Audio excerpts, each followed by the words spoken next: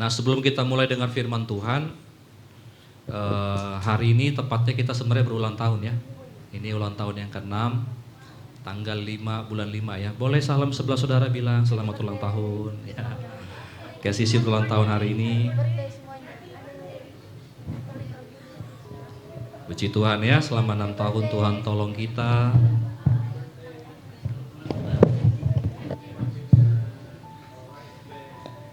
Tapi hari ini kita nggak rayakan, di hari ini kita akan rayakan di minggu terakhir ya. Jadi mungkin sekali pengumuman lah ya sedikit. Nanti minggu terakhir kita akan makan sama-sama, kita akan potluck lagi ya. Jadi kita akan bawa masing-masing ya makanan andalannya. Jadi kita akan bersyukur sama-sama, bawa yang bisa dibawa, yang nggak bisa dibawa jangan dibawa ya. Haleluya, puji Tuhan. Saudara, bulan 5 ini kita akan masuk dalam tema yang baru. Kita akan belajar sebuah kebenaran yang baru yang berhubungan dengan kedewasaan. Saya minta saudara yang sudah silakan duduk, yang mau ke toilet silakan ke toilet, jangan jalan-jalan pada saat firman ya. Saya akan mulai. Nah, saudara-saudara, bulan 5 ini kita akan bahas sebuah tema yaitu honor, hormat. Katakan hormat. Saudara, salah satu bentuk kedewasaan, salah satu nilai, salah satu tolak ukur orang dewasa itu bisa menghormati orang lain, amin. Orang dewasa itu gak selfish, dia bisa menaruh rasa hormat. Ini yang saya dapat waktu mempersiapkan firman Tuhan. Kalau saudara ingat, saudara, dalam bulan-bulan yang lalu kita sudah belajar tentang bagaimana cara mendengar, dan minggu lalu kita bicara tentang ketaatan. Orang dewasa juga bisa mendengar, amin. Alkitab berkata Tuhan kasih kita 2 telinga untuk kita lebih banyak mendengar daripada berkata-kata. Nah saudara, kita akan belajar secara khusus tentang honor, sebuah rasa hormat. Kita mulai dari 2 Timotius pasal 3 ayat 1 sampai 5. Karena saya dikasih cuma 40 menit, jadi kita akan segera 2 Timotius 3 ayat 1 sampai 5. Saudara tinggal lihat di layar. Ketahuilah bahwa pada hari-hari yang terakhir akan datang masa yang sukar. 2. Manusia akan mencintai dirinya sendiri dan menjadi hamba uang. Mereka akan membual dan menyombongkan diri. Mereka akan menjadi penfitnah. Mereka akan berontak terhadap orang tua dan tidak tahu berterima kasih.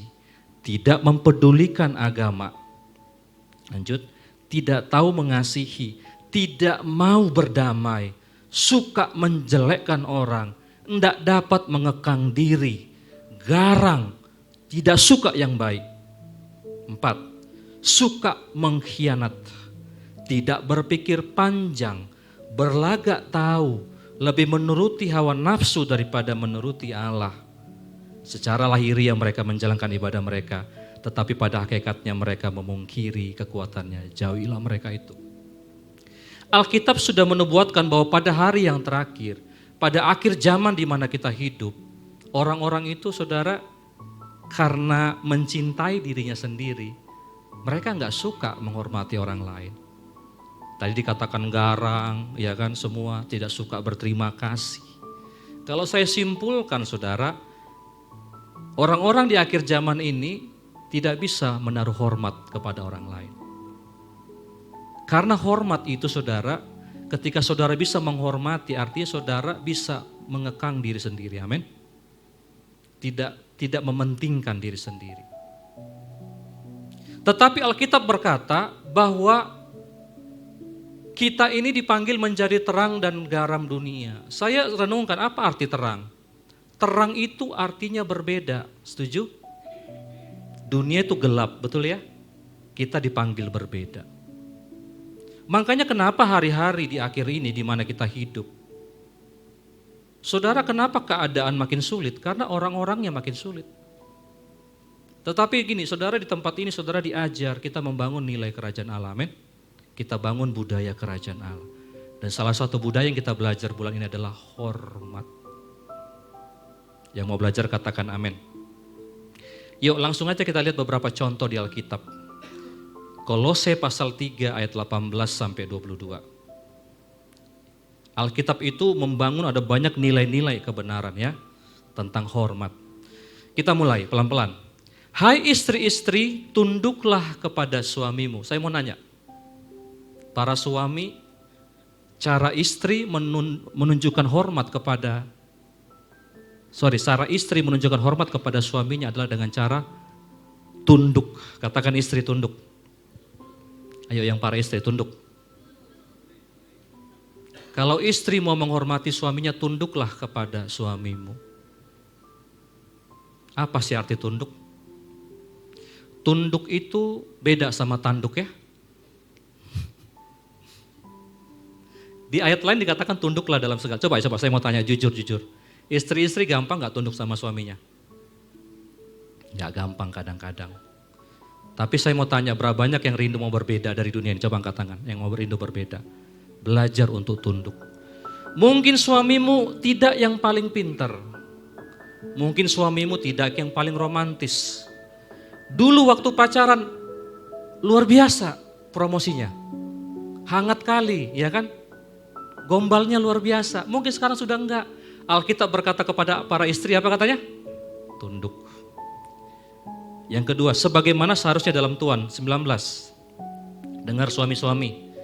Suami-suami, kasihilah istrimu, janganlah berlaku kasar terhadap dia. Bagaimana cara suami menghormati istrinya?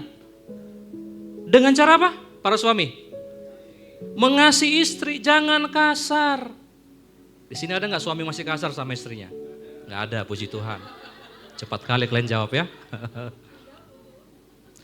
Saya renungkan, kalau istrimu masih nangis, masih mengeluh dalam hatinya, itu artinya kita masih perlu perbaiki rasa hormat kita para suami, amin. Tahu nggak kenapa ini sedikit tentang perempuan? Perempuan itu tahu nggak, di isi tasnya, itu ada semua dalam tasnya. Coba lihat tas lagi, tas perempuan. Nggak ada kantong-kantongnya. Tasnya satu bundel gitu besar. Ini termasuk istriku. Di dalamnya ada bon, di dalamnya ada nggak tahu struk tahun berapa, di dalamnya ada token, di dalamnya ada handphone, di dalamnya ada lipstick, di dalamnya ada semua pelembab dan segala sesuatu. Laki-laki lihat kantongnya banyak. Artinya perempuan tidak gampang melupakan. Siapa yang mengandung, laki-laki atau perempuan? Makanya coba ada nggak di sini para suami, kok suami istriku ini kalau berantem kejadian yang 7 tahun lalu di bawah pohon masih diingatnya. Ah itulah perempuan. Satu kata kasar dengar laki-laki, kita ucapkan kepada istri itu bisa diingat puluhan tahun mungkin. Memang saya sarankan istri belajar melupakan. Tapi dengar baik, kalau kita para laki-laki terus kasih yang kasar, maka jangan heran suami istrimu gak bisa tunduk. Katakan saling. Ayo lanjut, belum berdarah ya, 21. Hai bapak-bapak, di sini bapak-bapak katakan amin. Cuman berapa? Bapak-bapak. Oke. Jangan sakiti hati anakmu supaya jangan tawar hatinya. Seringkali orang tua cuma ingat kata hormatilah orang tua, betul enggak? Dia lupa kadang-kadang dia nyakiti hati anaknya. Yang punya anak belajar, jangan sakiti hati anak. Jangan sembarangan untuk berjanji, apalagi janjinya sesuatu yang nggak bisa ditepati, ya kan? Nanti kalau kau naik kelas, bapak akan belikan sepeda. Sampai tahun baru 3 kali nggak muncul tuh sepeda, udah bolak-balik naik kelas. Kita anggap sepele, tapi itu melukai hatinya. Kadang bapak-bapak bandingkan anaknya dengan anak tetangganya. Kau nggak juara kau bodoh kau, nah lihat. Tawar hatinya. Saya pelajari saudara bahwa Alkitab ini luar biasa. Istri ada ayatnya suruh hormat, suami disuruh hormat, bahkan bapak disuruh hormat sama anaknya. Anak dititipkan Tuhan untuk kita hormati, amin. Coba lanjut. Hai hamba-hamba, ini budak korporat ya. Taatilah Tuhanmu yang di dunia ini dalam segala hal. Katakan amin. Cuma satu. Dengar, saya mau kasih tahu sebuah kebenaran. Hormat bukan berarti setuju. Setuju? Kadang-kadang perlakuan bos kita nggak sesuai dengan kebenaran. Kadang-kadang nyakitin hati kita. Tapi bukan berarti kita nggak menghormati, amin. Nah, kita mau berbeda. Taatilah Tuhanmu yang di dunia ini dalam segala hal. Jangan hanya di depan mereka saja untuk menyenangkan mereka, melainkan dengan tulus hati karena takut akan Tuhan. Standar kerajaan harusnya kita menghormati bos, bukan hanya di depannya, amin. Kadang di belakangnya diomongin. Padahal saudara, yang gaji saudara siapa? Bos itu. Nah, kita belajar, saya tahu ini nggak mudah. Ya bang, bos itu udah setingkat dengan nenek lampir, ya apapun itu, ya apapun itu. Alkitab nggak bilang bahwa bos-bos ini baik semua. Tapi ini standar Alkitab, hormat. Katakan hormat. Kita lihat Efesus pasal 6 ayat yang ke-9. Dan kamu tuan-tuan, nah kalau kalian ada jadi toke, ada sini toke? Udah jadi bos nanti dengar ya. Hai kamu tuan-tuan, perbuatlah demikian juga terhadap mereka dan jauhkanlah ancaman. Ingatlah bahwa Tuhan mereka dan Tuhan kamu ada di sorga dan ia tidak mandang muka. Kita juga sebagai Tuhan, sebagai bos, nggak boleh semena-mena, amin. Hormati mereka. Karena tiap kali kita neken mereka, sebenarnya dikatakan Tuhan mereka akan balas. Ini lagi musim ya, saya nggak tahu dengan saudara. Biasanya orang kalau habis mudik, pembantu jarang yang pulang, betul gak sih? Yang mulai alasannya kawin lah, ya kan? Mamanya lah sakit, ya kan? Yang sunat lah anaknya, macam-macam. Ini sudah alasan di mana-mana. Tapi tahu kok saudara, kadang-kadang mereka gak pulang, bukan gara-gara mereka nikah. Tapi kadang-kadang perlakuan bosnya semena-mena. Saya punya kenalan, dia cerita, Pak, saya pembantu baru ganti lagi. Itu jadi setahun itu kayaknya ada 2-3 kali ganti pembantu. Singkat cerita, saya wawancara lama sama pembantunya. Saya tanya, gimana, betah enggak? Gimana mau betah Pak? Saya salah terus di matanya, lihat. Dimarahi terus. Kadang kita sebagai bos harus koreksi. Jangan-jangan kita kurang hormat. Jangan-jangan kita enggak memanusiakan mereka, amin. Yang menghormati katakan amin. Lanjut, Ulangan ini beberapa contoh ya. Ulangan pasal 5 ayat 16. Hormatilah ayahmu dan ibumu seperti yang diperintahkan Tuhan, diperintahkan kepadamu oleh Tuhan Allahmu. Supaya apa? Katakan lanjut umurmu. Lanjut umurmu dan baik keadaanmu di tanah yang diberikan Tuhan Allah kepadamu. Kenapa kita disuruh hormat sama orang tua kita? Di sini ada yang mau panjang umur? Kalian mau gak panjang umur tapi sakit-sakitan? Mau gak panjang umur tapi gak baik keadaannya? Alkitab ajarkan, kalau kita mau panjang umur dan baik keadaannya, hormati orang tua. Saya cerita saudara, saya bukan gak pernah ribut sama orang tua saya. Kadang-kadang saya ribut tengkar kadang-kadang. Bahkan ketika saya ribut, saya tahu itu benar. Orang tua saya salah. Tapi ini saksi saya, ini ada mami saya di sini. Kalau kami lagi punya sebuah konflik, saya nggak mau lama-lama simpan di hati saya. Saya akan ngobrol, saya akan datang. Bahkan saya ingat ini orang tua. Kadang-kadang mohon maaf saudara, nggak selamanya orang tua kita benar, betul nggak? Kadang-kadang kita lebih pintar dari mereka. Tapi dengar baik, jangan kepintaranmu bikin dia sakit hati, amin. Bagaimanapun dia sudah berjuang dengan kita puluhan tahun untuk besarin kita. Hormat.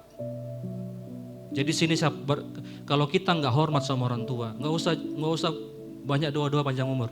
Alkitab sudah bilang akan pendek umurmu katanya. Coba tanya sebelahmu, kamu panjang umur nggak, tanya.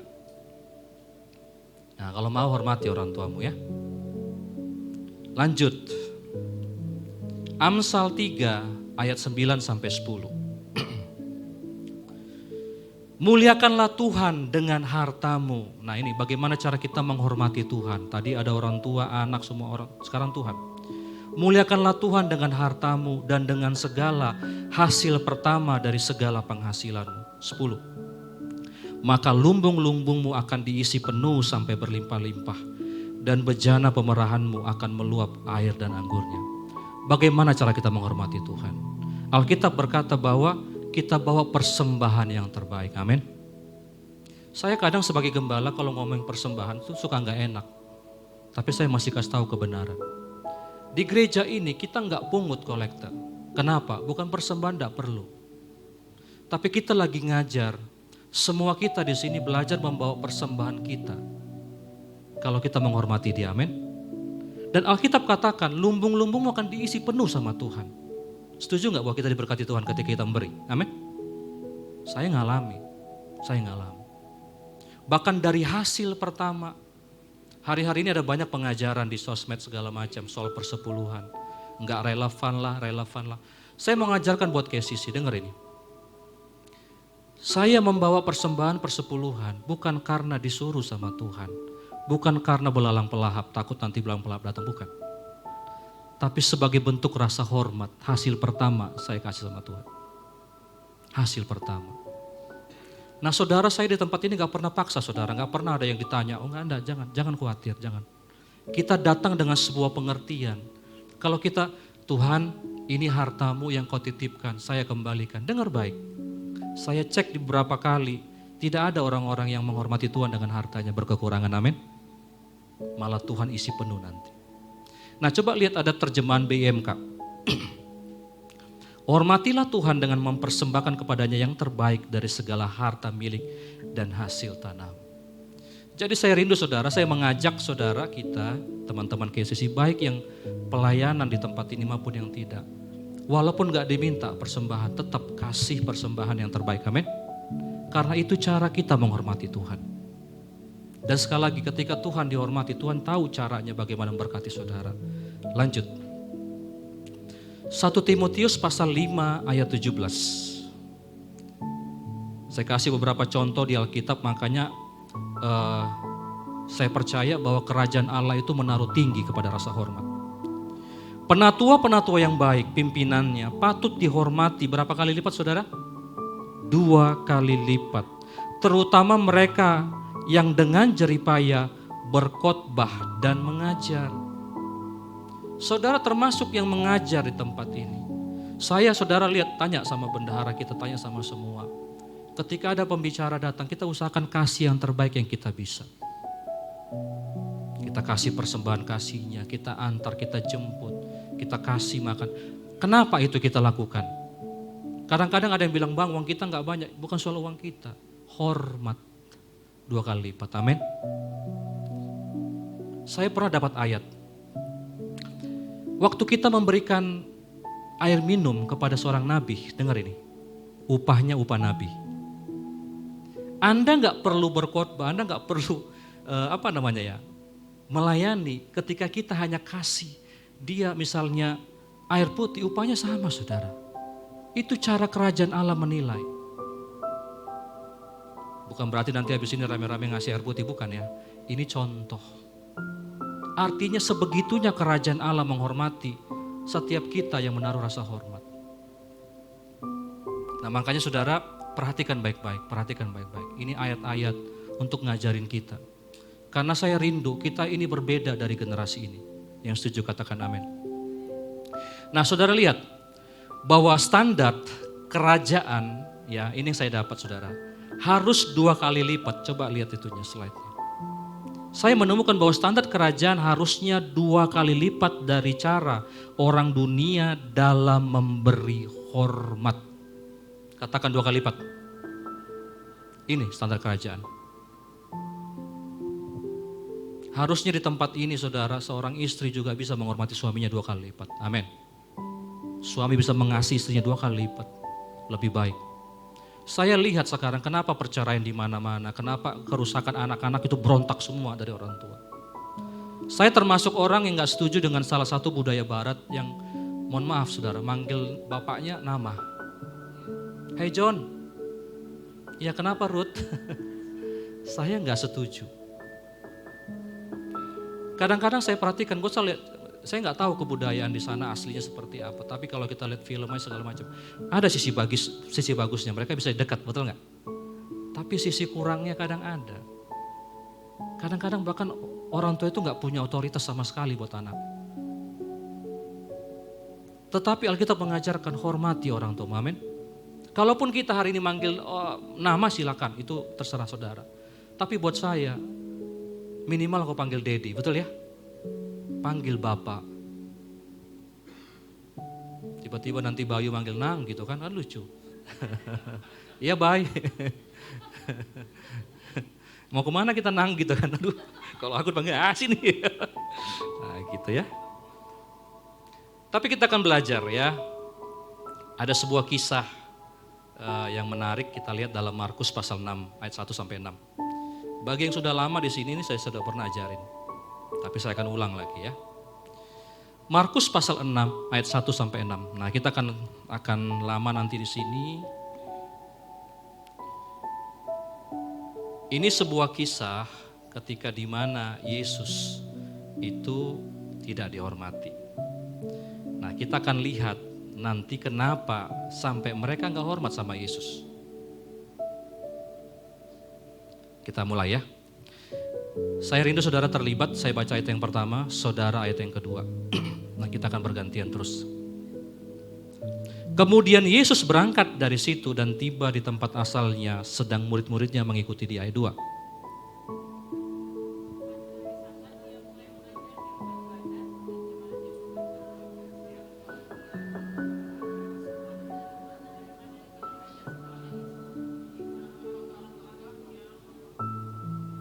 Oke, saya stop dulu situ. Coba Jos balik lagi tadi. Nah.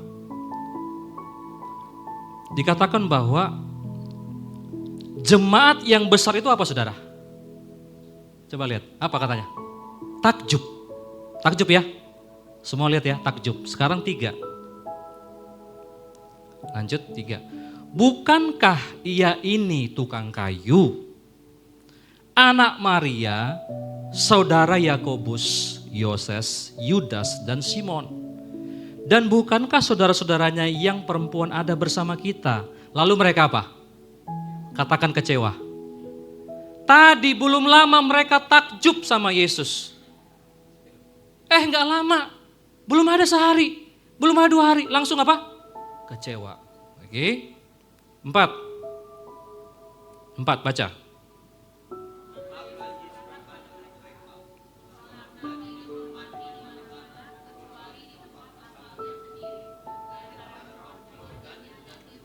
Tahan di sini. Ayat ini bukan sebuah komplimen. Ayat ini bukan sebuah, kadang kita sering nggak tahu, saudara pernah dengar nggak? Nabi kan nggak dihormati di rumahnya, pernah dengar? Mana ada pendeta, mana ada semua yang dihormati di rumahnya. Ini bukan sebuah kebenaran. Justru ini adalah sebuah ayat di mana seharusnya mereka bertobat. Harusnya Nabi dihormati di kampungnya, betul ya? Tapi ini bukan sebuah pujian nih, bukan. Tuhan nggak sedang muji mereka. Ayat 5, aku ya baca ya. Ia tidak dapat, perhatikan. Ia tidak apa? Tidak dapat. Bukan tidak mau, tidak dapat. Mengadakan satu mukjizat pun di sana.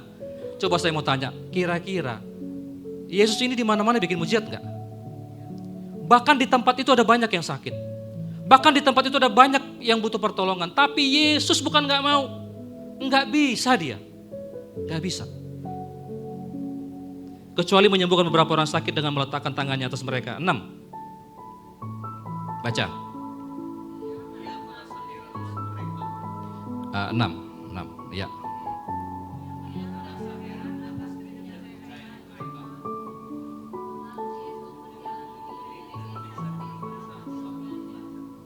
Coba kita renung sebentar. Kira-kira yang tadinya mereka kagum sampai takjub, bahkan ujung-ujungnya kecewa, itu kenapa sebenarnya? Saya mau kasih tahu, salah satu penghalang, tolong dengarkan ini.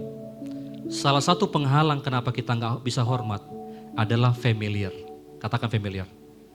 Udah biasa, udah deket. Tadinya mereka tahu, bahkan mereka melihat, oh Yesus ini luar biasa, banyak mujizat terjadi. Tapi lihat, bukankah dia tukang kayu, ya? Bukankah bapaknya kita kenal? Saudara-saudaranya kita kenal? Ini kan se-SD sama saya. Dulu Yesus itu kulotain, misal contoh nih ya. Kawan-kawankunya itu. Ngerti ya? Kadang-kadang rasa ini saya pernah bilang sama yang menikah. Setelah kita menikah, yang pertama hilang adalah rasa sungkan. Betul?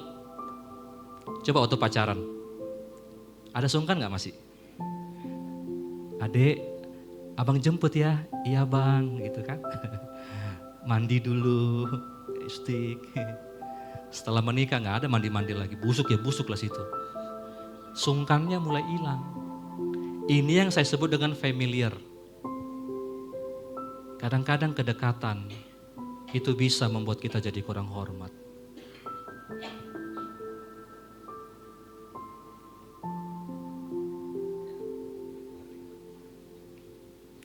Saudara gini, coba kita merenung sebentar ya. Sebenarnya Tuhan itu pengen buat banyak hal di tempat itu. Tapi kenapa di kampungnya sendiri dia gak bisa buat apa-apa? Sekali lagi, kalau kita gagal menghormati, ya, kita gagal mengeluarkan yang terbaik dari orang itu. Karena tadi mulai, sebenarnya kalau dipikir-pikir ya, seandainya orang-orang di situ kenal siapa Yesus, dia bisa hormat sama Yesus. Yang di berbagai tempat, bahkan dia bangkitkan orang mati. Tapi orang sekampungnya gagal lihat itu.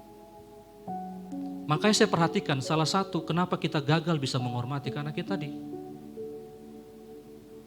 semakin kita mulai dekat, semakin kita mulai kenalnya dia kan ini. Sebagai contoh.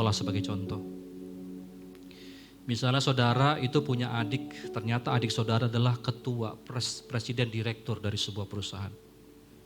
Dan tiba-tiba saudara diundang dalam perusahaannya. Semua orang hormat sama dia. Tiba-tiba saudara datang, ini kan kecilnya kan aku yang mandikan ini, lihat. Suka gak dengar seperti itu? Bisa apa dia? Sepele gitu. Makanya jangan heran, yang terbaik dari dia kita gak bisa keluarkan. Gak bisa. Yesus bukannya tidak mau, gak bisa buat mukjizat. Gak bisa, karena gak hormat. Saya kasih sebuah definisi. Hormat itu adalah respect yang dimanifestasikan. Katakan, hormat adalah respect yang dimanifestasikan. Ayo 1, 2, 3 ya. Hormat adalah respect yang dimanifestasikan.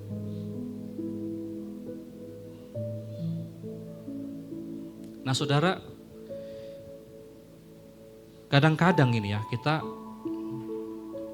mungkin apalagi nih kita contoh yang paling sederhana, gampang. Di sini misalnya rata-rata menikah di sini. Suami istri semakin lama, kadang-kadang karena kita udahlah istrikunya itu, suamikunya itu. Jujurlah hari ini, kadang-kadang kita kurang hormat sama dia, betul gak sih? Padahal kita lupa. Ketika diizinkan kita dekat sama dirinya, ketika diizinkan berbagi dengan hidupnya, bukan berarti kita jadi kurang hormat. Amin. Contoh yang kedua. Saudara diizinkan punya akses dengan bos, dengan atasan saudara. Kita bahkan memimpikan bisa makan dengan dia. Karena kita bisa belajar langsung dengan dia. Tapi ketika kita sering diundang makan, layas, tahu layas ya? Itu bahasa Ibrani saudara. Gak hormat lagi.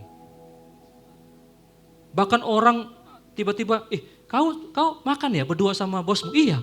Kau mau nomornya? Ini nomornya. Kita bahkan gak izin lagi sama dia. Akhirnya jangan heran saudara, yang terbaik itu gak bisa keluar lagi sama saudara. Jembatannya diputus. Contoh, mungkin saya di tempat ini sebagai gembala saudara. Saya sengaja pengen dekat sama semua orang. Pengen dekat sama jemaat, pengen dekat sama... Ini orang-orang yang dekat sama saya tahu, saya sering bilang, jangan karena kita dekat jadi gak sopan. Kan saya pernah bilang gitu ya. Jaga tetap, karena gini, saya dibesarkan dengan kepemimpinan yang berjarak. Pendeta bahkan susah untuk dideketin, kadang-kadang waktunya pun gak ada. Tetapi ketika ada hamba Tuhan yang kasih hidupnya, kadang-kadang kita jadi biasa gitu. Bahkan kita anggap seperti kawan-kawan kita. Udah gak ada lagi hormatnya. Makanya gak heran yang terbaik dari dia selesai. Yesus gak bisa lagi lanjutin. Bahkan dikatakan Yesus pergi dari sana. Betul gak tadi? Ayat ke-6.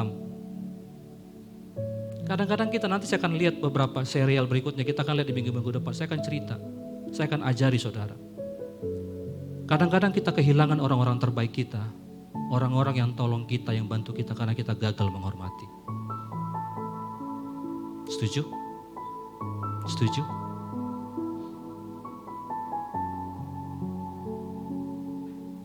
Berapa banyak suami-suami yang masih ucapin terima kasih sama masakan istrinya. Jangan karena sudah familiar, ada biasa lah kan tugasmu itu. Gosong marah, gak enak marah, bagus gak pernah dipuji. Ketika engkau tidak bisa lagi hormat sama, bahkan say thanks. Jangan heran masakannya sejak hari itu gak baik lagi. Masak dengan persungutan. Berapa banyak yang istri-istri masih ucapin terima kasih karena suami kerja, cari uang. Perlu kau kupijit sayang? Ku bikin tesmu. Hal sederhana. Gak boleh hilang dari gereja, amin. Tidak boleh. Jangan karena familiar, karena biasa, udah gak sopan lagi, udah gak ada hormatnya. Jangan. Yang setuju katakan amin. Tidak boleh, apalagi kita makin dekat harus ucapin. Biarin dia muntah gak apa-apa. Karena coba ada slide, coba lihat ya. Perenungan ya, jika Anda ingin dia mengeluarkan yang terbaik dari dirinya, hormatilah dia. Ingat ini pesan, ini perenungan. Kalau perlu catat ini. Kalau engkau ingin mengeluarkan yang terbaik, hormati dia. Saya mau tanya, berapa banyak saudara masih rindu orang-orang dekat saudara semua mengeluarkan yang terbaik? Amin. Setuju gak bahwa berkat Tuhan itu bukan langsung dari langit? Setuju ya? Berkat Tuhan memang dari surga, tapi lewat manusia. Dengar ini, berkat Tuhan lewat manusia. Ketika kita berhasil menghormati dia, maka berkatnya, mukjizatnya akan nyata. Satu ayat terakhir, Sakeus kita lihat.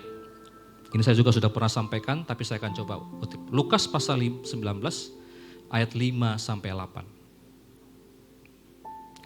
Lukas pasal 19 ayat 5 sampai 8.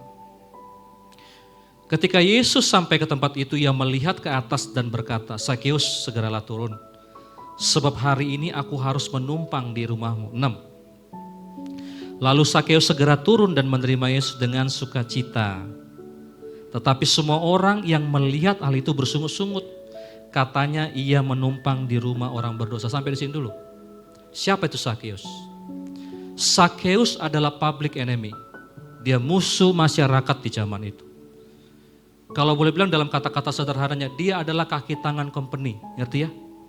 Karena waktu itu orang Israel dijajah sama Roma. Dan dia adalah penagih daripada bea cukainya. Dan di zaman itu ada banyak di antara mereka yang mungkin menekan, memaksa, menyiksa. Seolah-olah dia kaki tangan penjajah, ngerti ya? Karena Israel waktu itu dijajah sama Roma. Lanjut. Betapa bencinya masyarakat pada zaman itu dengan dia.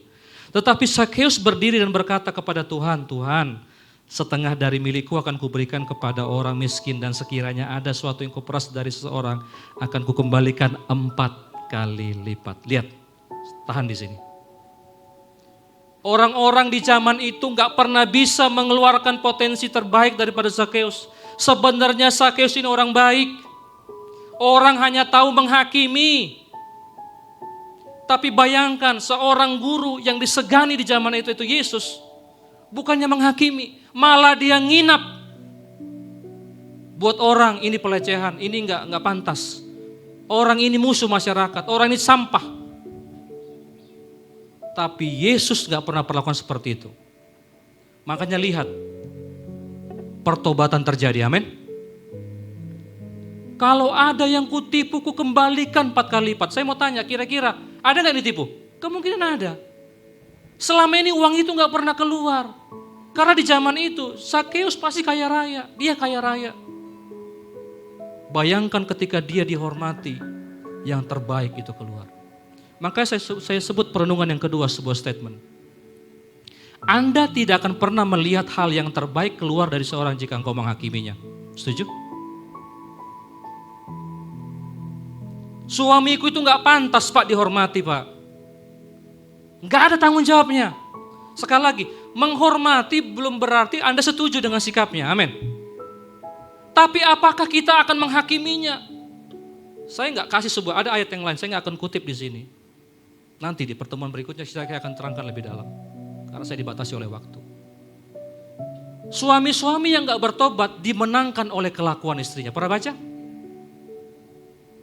Ketika kita menghadapi orang yang sulit, bukannya kita menghakimi, nggak akan. Coba berapa banyak di tempat ini yang pernah menghakimi orang-orang yang jahat, makin berubah dia ada, makin menjadi ya. Makanya saudara di gereja ini kita belajar nggak nakut-nakutin orang, kita ngebangun orang, kita ngajarin orang. Bukan takut-takutin neraka, nanti kalau istri nggak taat masuk neraka, kuburmu terbelah, nah begitu-begituan. Nggak ada ayatnya soalnya.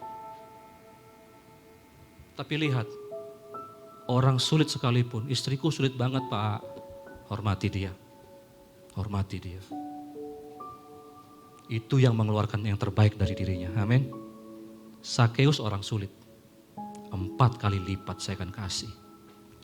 Selama ini gak ada yang bisa buka itu, gak ada. Saudara tahu gak kenapa, ini saya tutup dengan ini. Kenapa di pengadilan ada pengacara? Padahal orang itu benar-benar membunuh, kenapa perlu pengacara? Sejahat-jahatnya orang, ada sisi baiknya, betul gak? Kadang-kadang bahkan dia membunuh, enggak bermaksud membunuh, betul? Pengacara lah yang akan mengeluarkan itu. Saya percaya orang cuma tahu sisi gelapnya, sisi jahatnya Sakeus.